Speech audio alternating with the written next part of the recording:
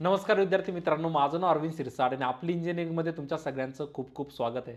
ITI विद्युत सहाय्यक I hope तयारी चांगली चालू असेल. परीक्षा जवळ-जवळ येते आहे ना आणि जसे दिवस जवळ-जवळ येत आहेत तसं मुलांचं टेन्शन मला वाढताना दिसतंय.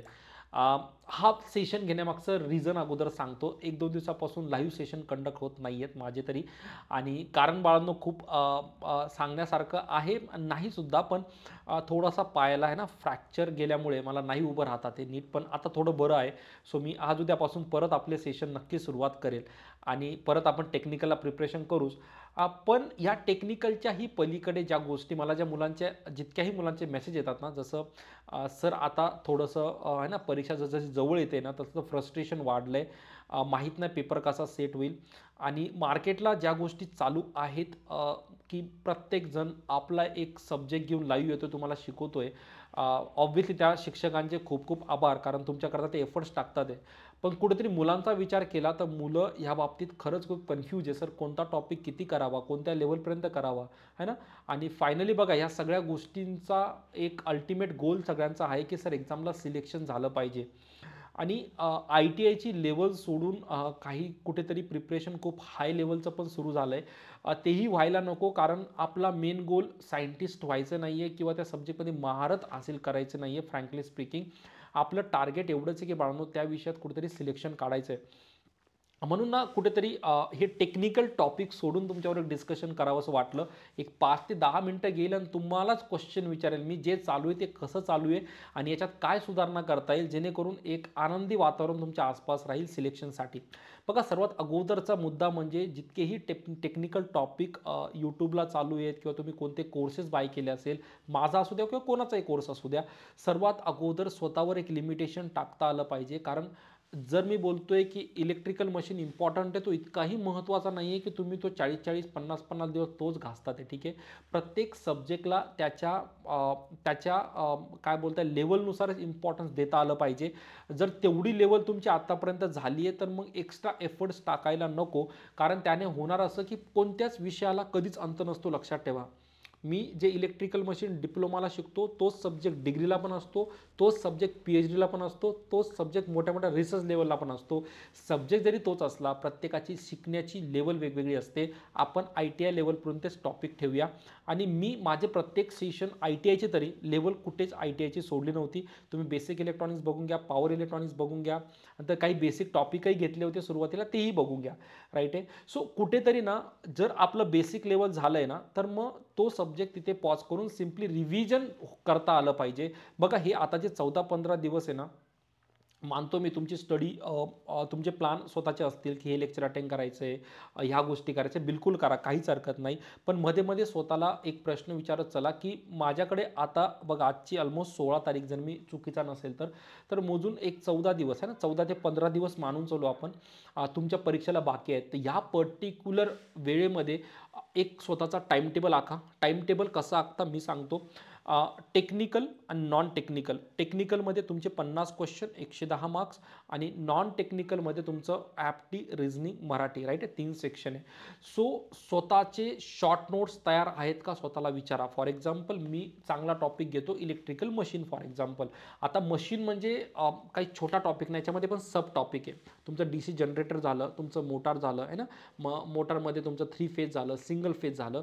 तर प्रत्येकाच्या शॉर्ट नोट्स काढायला विसरू नका कारण त्याच शॉर्ट नोट्स तुम्हाला तुमच्या एंडिंग पिरियडला म्हणजे जवळजवळ एक 5-6 दिवस जेव्हा परीक्षेला बाकी असतील तेव्हा रिवाईज करता येईल. कारण त्यावेळेस कोणताच यूट्यूबला टाकलेला व्हिडिओ पाहण्याची मेंटॅलिटी नसते आणि तेवढा व्हिडिओ पाहण्यासाठी आपल्याकडे वेळ पण नसतो. तुमच्या शॉर्ट नोट्स हेच तुमच्या सिलेक्शनचं खूप मोठं असतं आहे.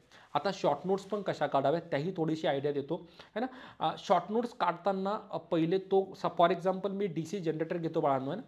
तर DC जनरेटरमध्ये सर्वात अगोदर वर्किंग प्रिन्सिपल हे आपल्याला माहीत असलं पाहिजे. त्याच्यामध्ये असणारे फॉर्म्युले आपल्याला माहीत असले पाहिजे. नुसते फॉर्म्युले करू नका. प्रत्येक फॉर्म्युलावर कमीत कमी एक न्यूमेरिकल स्वतःचं सोडवून बघा. याने होणार काय तुम्हाला कॅल्क्युलेशन पण तितकेच आले पाहिजे कारण परीक्षेला फक्त फॉर्म्युला बेस्ड क्वेश्चन येईल याची गॅरंटी नाही तर न्यूमेरिकल सुद्धा झाले पाहिजे. मग बघा एकदम सिंपल आहे. मी माझा DC जनरेटर उघडला, वर्किंग प्रिन्सिपल बघितला, ठीक आहे. नंतर त्याच्यामध्ये इम्पॉर्टंट जे पॉईंट्स आहे थेरीचे ते एकदम शॉर्ट नोट्स काढायचे आहे. एकदम बिलकुल मोठी गोष्ट लिहायची नाही. त्याचे 4-5 पॉईंट्स तुम्ही लिहून घेतले आणि हे सर्व झाल्यानंतर एंडिंगला जितके इम्पॉर्टंट फॉर्म्युले लिहून घेतले आणि त्या फॉर्म्युले 1-2 न्यूमेरिकल पण शॉर्ट्समध्ये लिहून घेतले की मला कॅल्क्युलेशन करता येतं. बघा असा प्रत्येक टॉपिकचा फॉर एक्झाम्पल तुम्हाला एक 20 ते 25 इम्पॉर्टंट टॉपिक असतील परीक्षेला. मग तुमचा मशीन झाला, पॉवर सिस्टम झाला है ना, मेजरमेंट झाला, नंतर तुमचा रिले सर्किट झाला, आणि नंतर मग बेसिकमध्ये मग बाकीचे मिसलिनियस टॉपिक आहे तुमचे इलेक्ट्रिकल सेफ्टी, अर्थिंग है ना, अर्थिंग, ग्राउंडिंग, नंतर इलेक्ट्रिकल अप्लायन्स, हे छोटे मोठे विषय मी ऑन अँड ॲव्हरेज तुमचे 20 टॉपिक मानतो. तर 20 टॉपिकचे तुमच्याकडे 20 पेजेस जमा झाले पाहिजे. 20 पेजेस व्हाईट पेज घ्यायचा मागून पुढून है ना, ट्राय करायचा मी तेवढेच पॉईंट लिहिल जे पॉईंटला मला थोडा डाऊट वाटतो आणि मला असं होईल की एक्झामला मी ते विसरू शकतो. तर असे 20 पेजेस तुम्हाला बनवायचे. विश्वास ठेवा ह्याच परीक्षेला नाही, भविष्यात कोणताही पेपर होऊ द्या तुम्हाला ते खूप कामं येणार आहे. आता माझे 20 पेजेस बनवले. आता बघा आजपासून माझ्याकडे एक 15-16 दिवस आहे. मी दररोज 1-1, 2-2 टॉपिकचे बनवणार. तर पुढच्या 10 दिवसामध्ये तुमच्याकडे ह्या शॉर्ट नोट्स रेडी असल्या पाहिजे.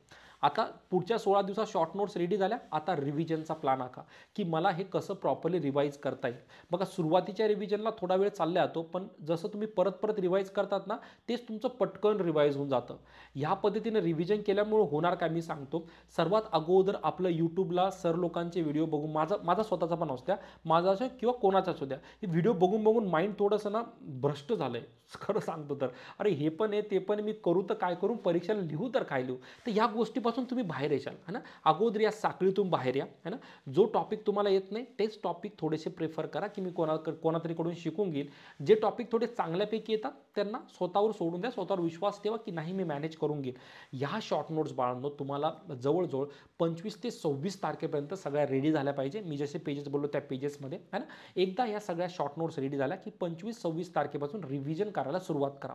मग रिव्हिजन करताना काही डाऊट्स आले किंवा असं वाटलं की नाही होतं तर डिटेलमध्ये लगेच बघून घ्यायचं आणि त्याच्या परत शॉर्ट नोट्स काढून घ्यायच्या.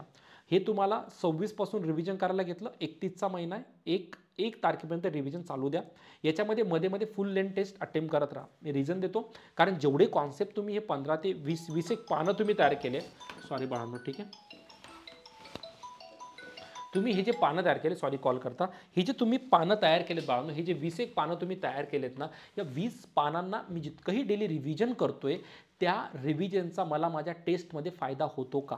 जर होत असेल तर तुमचाच कॉन्फिडन्स वाढेल. नाही जेवढा अभ्यास मी प्लॅन केला होता, जेवढे मी शॉर्ट नोट्स माझे स्वतःचे काढलेत ना, ह्या नोट्स मला परीक्षेला काम येणार. हा कॉन्फिडन्स तुमचा टेस्टच काय करणार, तुमच्या टेस्ट सिरीजच तुम्हाला काय देणार, कॉन्फिडन्स बूस्ट करून देणार. तर हे जे 15-16 दिवस आहे ह्या पद्धतीने मी माझा स्वतःचा फॉर्म्युला बाळांनो नक्की काम येतो. विश्वास ठेवा, याने कॉन्फिडन्स पण तितकाच वाढतो. आणि नुसता कॉन्फिडन्स वाढत नाही तर कॉन्फिडन्स बरोबर तुम्हाला ज्या गोष्टी भेटणार ना है ना, कॉन्फिडन्स बरोबर तुम्हाला ज्या बाकीच्या गोष्टी भेटणार त्या गोष्टी म्हणजे बाळांनो की माझं परीक्षेला सिलेक्शन होतंय याची एक स्वतःची जबाबदारी. मग पेपर कसा सेट होतोय, पेपरमध्ये काय होतं, ह्या खूप पुढच्या गोष्टी झाल्या राईट आहे. ह्या गोष्टी कोणीच कोणाला डिसाईड करून सांगू शकत नाही की माझा पेपर मला कसा जाणार आहे. पण हां, ह्या पद्धतीने जर स्टडी केली तुम्हाला थोडा बहुत हेल्प नक्की होऊन जाणार राईट आहे. तर बाळांनो एक छोटंसं बोलायचं होतं. आपलं लाईव्ह सेशन मी खूप लवकर सुरू करेल आणि ज्या मुलांना थोडी लाँग टर्म स्टडीचं प्लॅन आहे की नाही यावेळेस प्लस मायनस होऊ शकतं पण मला एक लाँग टर्म अभ्यास करायचा आहे, त्यासाठी पण माझं तुम्हाला एक सजेशन असेल की जितक्या लवकर होईल एक चांगला कोर्स बाय करून घ्या. ज्याच्यामध्ये तुम्हाला फुल डिटेल व्हिडिओज भेटतील आणि तुम्हाला स्वतःच्या नोट्स काढायला सुरुवात होईल. कारण बघा जर सिलेक्शन कोणत्या एक्झामला हवं असेल सर्वात इम्पॉर्टंट असतं की माझं प्रिपरेशन एक चांगलं झालेलं पाहिजे. आणि त्याच्यासाठी माझा पण एक कॉम्प्रिहेन्सिव्ह करताना डिटेल कोर्स अवेलेबल आहे. जसं तुम्ही स्क्रीनवर आता बघत असाल, आपली इंजिनिअरिंग ॲप्लिकेशन डाउनलोड करून घ्यायचं आहे आणि एक कोर्स त्याची 1 इयर तुम्हाला ऑलमोस्ट 1 इयर नाही पण 9 महिने तुम्हाला काहीतरी त्याची व्हॅलिडिटी मी ठेवली राईट आहे. सर त्या 9 महिन्याच्या व्हॅलिडिटीमध्ये आरामात कोर्स कव्हर होऊन जातो आणि तुम्हाला त्याच्या PDF notes plus full length test series हे सगळं आपण प्लॅन केलं आहे. तर एक कोर्स केव्हाही घ्या है ना, त्याची लिंक तुम्हाला डिस्क्रिप्शनमध्ये भेटेल. वाचून घ्या बाळांनो आणि अभ्यासाला लागा ठीक आहे. आणि आता हे 15 दिवस काहीच डिस्ट्रॅक्शन नको आहे. सकाळी उठून लागलं तर योगा करत चला आणि स्वतःवर विश्वास ठेवा. आता सगळ्यांचं ऐकून झालं, सगळ्यांचं बघून झालं. आता जी वेळ बाळांनो स्वतःवर विश्वास ठेवण्याची की मला किती येतं आहे. बाकी सगळ्यांना सर्व येतं, आता मला किती येतं. त्यासाठी या शॉर्ट नोट्स, डेली रिव्हिजन आणि मध्ये एखादी फुल लेंथ टेस्ट सिरीज पण आपली 99 रुपयामध्ये मी लॉन्च केली आहे. तर ज्यांच्याकडे नसेल ते लोक प्रेफर करू शकतात. परत लिंक डिस्क्रिप्शनमध्ये आहे. बाकी माझा नंबर तुम्हाला खाली दिसत असेल. याच्यात तुमच्या काही नवीन सजेशन असेल किंवा तुम्हाला वाटत असेल नाही सर हा टॉपिक थोडासा बोलायचा राहून गेला, जो की तुमच्या मनात एखादी खंत राहू शकते परीक्षेकरता, तर मला नक्की कळवा. मी तुमच्या कमेंट वाचणार आणि त्याच्यातून नक्की गो थ्रू करेल. ठीक आहे. आणि आपली लाईव्ह सेशन मी जे भविष्यात आता घेऊन येईल ना, मी मिक्स टाईप क्वेश्चन्स घेऊन येईल, जेणेकरून तुमचे मल्टिपल टॉपिक एकाच सेशनमध्ये कव्हर होतील आणि बिलकुल ITI लेवल असणार. अजिबात काळजी नको. जास्त मलाही घासायला आवडत नाही. डेली 1 आवर सफिशियंट असणार. तो तुमच्याकरता मी नक्की काढणार. ठीक आहे. बाकी अभ्यास करत राहा. थोडं फ्रस्ट्रेशन वाटलं मला नक्की व्हॉट्सअपला पिंग करा. मी नेहमी रिप्लाय देण्याचा प्रयत्न करतो किंवा कॉलही करू शकता. चला बाळांनो, हा एक शॉर्ट सेशन होता. चॅनलला नवीन असाल तर सबस्क्राईब करायला विसरू नका. आणि आपली इंजिनिअरिंग हे ॲप्लिकेशन डाउनलोड करून फ्री टेस्ट ज्या तुम्हाला अवेलेबल आहे, तुम्हाला माहिती आहे, त्या फ्री टेस्टसुद्धा द्या. आणि आता फक्त स्वतःचं नॉलेज टेस्ट करण्याची वेळ बाळांनो, तर तेवढं टेस्ट करा. तुमचा कॉन्फिडन्स नक्की म्हणजे नक्की बूस्ट होईल. चला भेटूया पुढच्या व्हिडिओमध्ये. तोपर्यंत काळजी घ्या बाळांनो. बाय.